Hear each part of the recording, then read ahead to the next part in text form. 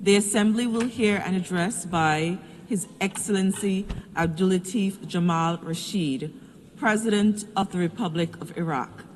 I request protocol to escort His Excellency and invite him to address the Assembly.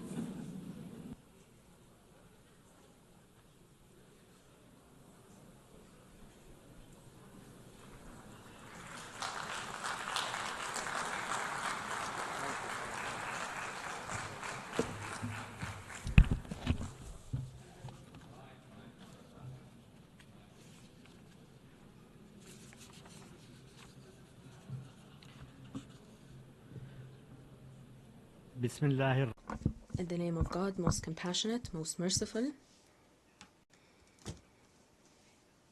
Allow me to begin by congratulating Her Excellency Annalena Baerbock on assuming the presidency of the 80th session of the General Assembly. I extend my appreciation to His Excellency Philemon Yang for his commendable efforts at the helm of the previous session. Your Excellency, Madam President, Your Excellency, Secretary General of the United Nations, Excellencies, Heads of States and Governments, ladies and gentlemen, peace be upon you. I have the honor to stand here today before you to address you on behalf of Iraq, which boasts a long-standing history that you are all aware of, a history rife with challenges that we've faced and managed to prevail over, a history rich with hope, aspirations, and opportunities that our people is seeking to leverage in cooperation with our friends and thanks to the support of international organizations, namely the United Nations. On behalf of the government and people of Iraq, I wish to thank the United Nations for its role in support and defense of the democratic system in our country. This was done through the representatives of the Secretary General, from the late Sergio de Mello to His Excellency Mohammed Al-Hassan, who will be our partner in the drawdown of UNAMI in Iraq as it completes its work, and as we await the completion of the work of the UNITAD. Pursuant to Security Council Resolution 2732 and 2697, this is a testament to the stability of the security situation in Iraq and the entrenchment of our democratic political system. I stand here before you today while Iraq has regained its rightful place in the international community and in relations with its neighboring countries. I address you while my country chairs the session of the current session of the Arab League and the 77 and China. We are also playing an effective role in international and regional organizations such as the Organization of Petroleum Exporting Countries, the Organization of Islamic Cooperation, and the Non-Aligned Movement. These are organizations in which we were founding members.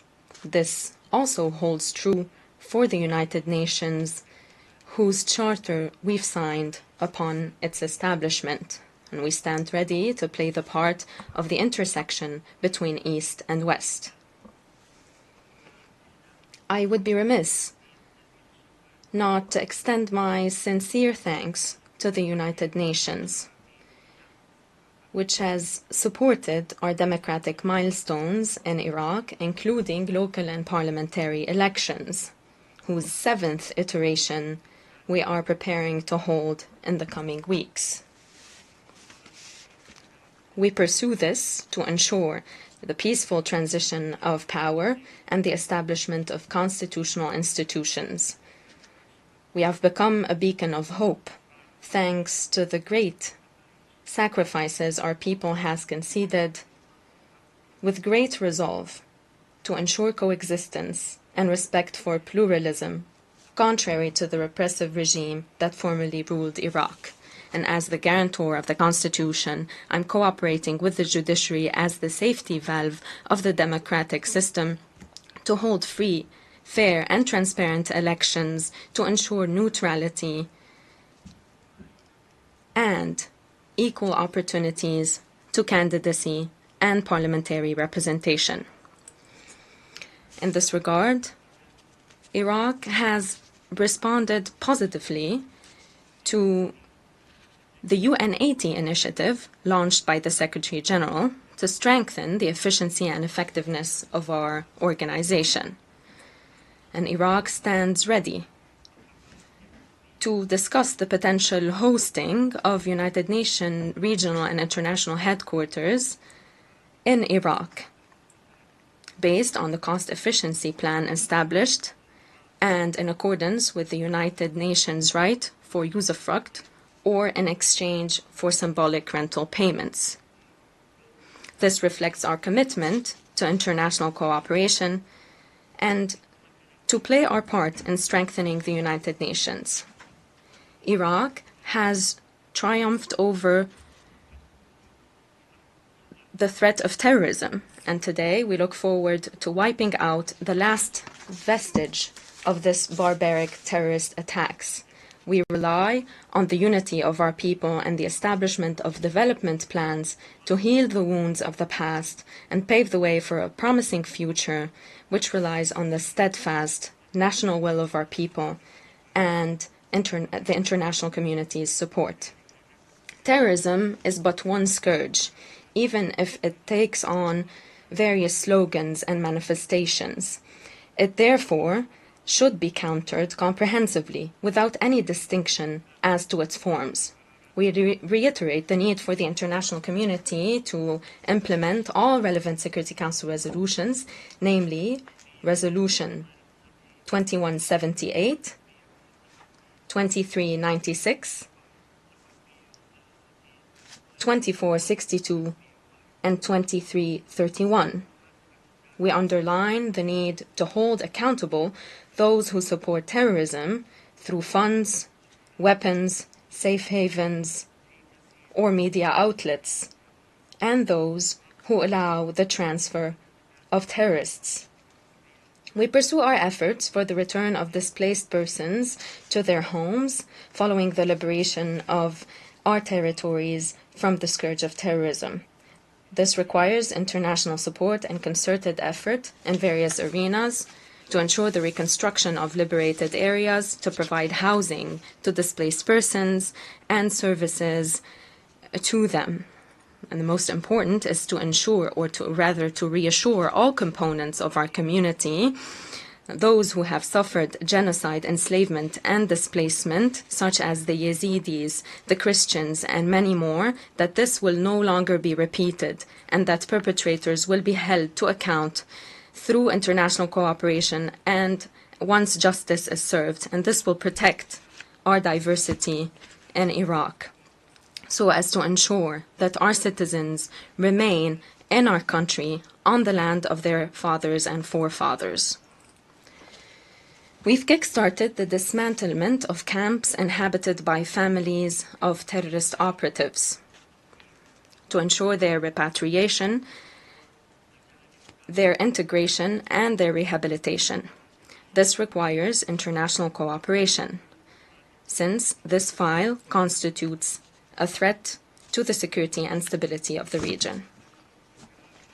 Today in Iraq, we are pursuing sustainable socioeconomic development by strengthening investments in our capacities, and so as to pave the way for a reduction of reliance on oil and the promotion of the diversification of our economy through the strengthening of agriculture, the industry, and renewable energy. We have been providing important investment opportunities in water, electricity, and infrastructure, and we call upon the international community to strike fruitful partnerships with our country. We call upon the international community to support us in recovering stolen funds. These funds will promote development, will ensure the prevention of money laundering and the circulation of funds at the hands of outlawed groups. We've held the first census in many decades, and it has revealed a population of 46 million, with an annual growth of 1 million. This is both an opportunity and a challenge. The number of young men and women entering the labor force is increasing. At the same time, demand on services and job opportunities is also on the rise. Therefore, we are currently establishing plans that allow us to leverage the advantages of our demographic situation while addressing relevant challenges. Iraq is amongst the countries most vulnerable to climate change. Desertification is eating away at our green pastures. Water scarcity is now an existential threat. It is coupled with rising dust storms, and this is the current situation of the global environment. Iraq is seeking to tackle this challenge through the development of renewable energy, the improvement of water management, and the reduction of carbon emissions, as well as an increase in green spaces. We call upon the international community to support our efforts by providing technical and financial assistance. Iraq reiterates the importance of committing to the principle of common but differentiated responsibility in addressing climate change, namely the crisis of the reduction of water resources in transboundary rivers. This is a daunting challenge for Iraq. Our country has always sought cooperation and understanding with the Islamic Republic of Iran and the Republic of Turkey to ensure the sharing and management of the basins of the Tigris and Euphrates rivers. We acknowledge the adverse impact of climate change and demographic growth on the availability of water. However, at the same time, we call upon the upstream states, Turkey and Iran, to ensure or to avoid harming Iraq, a country that is traversed by the two rivers from its north to its south.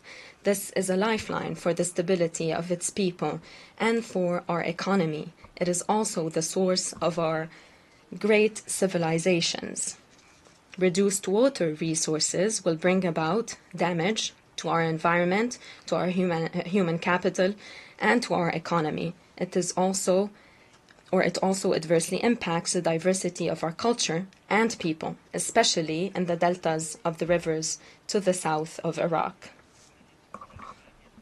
We call upon international cooperation and comprehensive approaches underpinned by international law and humanitarian partnership, as well as a comprehensive view to what stability consists of in the region and the world, to reach permanent agreements between Iran, Turkey, Syria, and Iraq to ensure the management of water resources, to prevent damage to anyone, and to ensure a mutual sharing of the rivers of Tigris and the Euphrates.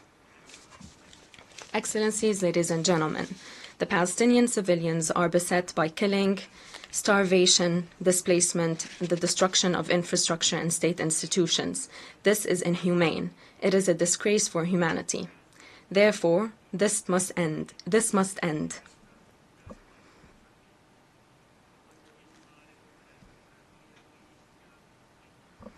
This is also a testament to the selectiveness in the promotion of human rights and justice amongst human beings. We reiterate our call for the international community to take urgent measures to ensure a just and comprehensive settlement to the Palestinian cause through the implementation of United Nations resolutions. This and the establishment of the independent state of Palestine is the only pathway to stability and security in the Middle East and the entire world. Decisive measures must be taken against the policy of settlement and annexation of land espoused by the occupying power against Palestinians to destroy their hope in a livable state. We welcome the wide-scale international recognition of the state of Palestine within the international community. We condemn attacks by the Zionist entity against countries of the region, namely Syria, Lebanon, and most recently, the brotherly state of Qatar. This is a wanton act of aggression that constitutes a blatant violation of international law and United Nations conventions. It also constitutes a flagrant violation of the sovereignty of the state of Qatar. We call for urgent and comprehensive international measures to put an end to these practices and prevent us from slipping back into aggression, such as that we've witnessed against the Islamic Republic of Iran. These attacks against civilian facilities and infrastructure, including in Yemen, must stop. We've witnessed the devastating impact of weapons of mass destruction. Therefore, we reiterate our call for the establishment of a zone free from such weapons in the Middle East. We recognize the right of all states to ensure the peaceful use of nuclear energy and for international monitoring to be extended to all nuclear facilities, including that of the Zionist entity, to strengthen security and stability in the region. On the Syrian file, we reiterate our commitment to the stability and territorial integrity of Syria. We reject any assault against its sovereignty, and we look forward to fruitful cooperation amongst our countries in all arenas, and we call for a strengthened partnership to counter terrorism and uproot terrorist organizations. We call upon the Syrian government to respect pluralism and peaceful coexistence amongst the components of the Syrian society, as well as respect for religious freedoms and places of worship for all Syrian components. Amid the current rising tensions in our region, we call for an international steadfast position in rejection of the targeting of nuclear facilities through military operations. This constitutes a dangerous and long-term threat against the peoples and countries of the region and the world. We firmly and unequivocally reject the illicit use of our airspace in military operations between warring parties in the region. This constitutes a violation of the sovereignty of our country. It is a threat to the security and lives of our citizens. We call upon all parties to respect Iraqi sovereignty. In its foreign relations, we have always adopted an approach underpinned by balance, openness, and dialogue amongst all countries of the region to settle conflicts and put an end to rising tensions. And we have left no stone unturned to forge peace in the region. Therefore, we welcome all diplomatic efforts to resume and ensure the success of the dialogue between the Islamic Republic of Iran and the international community to pave the way for an understanding that safeguards the right of Iran to a peaceful nuclear program in line with international commitments and conventions.